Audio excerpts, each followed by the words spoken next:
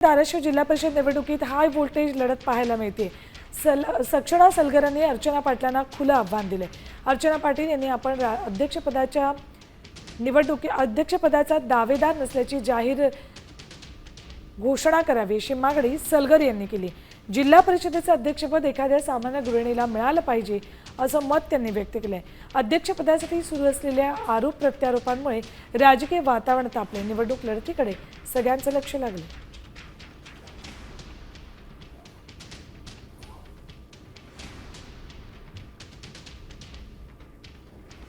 भाजपच्या आहेत मी कशाला राष्ट्रवादी वाढू, तरी सुद्धा त्या तिकिटावर त्या उभ्या राहिल्या आणि आता त्या कुठल्या पक्षात आहेत, कुठल्या पक्षातून निवडणूक लढवणार आहेत त्यांनी ती क्लिअर करावं। मी निवडणूक लोकशाहीसाठी लढवते, कुठलंही पद मला नको आहे। जिल्हा परिषद अध्यक्षपदाची मी दावेदार नाही। तिथे एक सामान्य गृहिणी थांबली पाहिजे आणि त्याला पहिली स्वाक्षरी सक्षणा सलगरची असेल, हेच त्या म्हणू शकतात का? हा माझा चॅलेंज आहे। त्यांचा बाईट घ्या, विचारा त्यांना, विचारा की तुम्ही जिल्हा परिषद अध्यक्षपदाचा दावा सोडताय का? त्या सोडणार नाहीत। तसं असेल तर रिंगणात उतरा।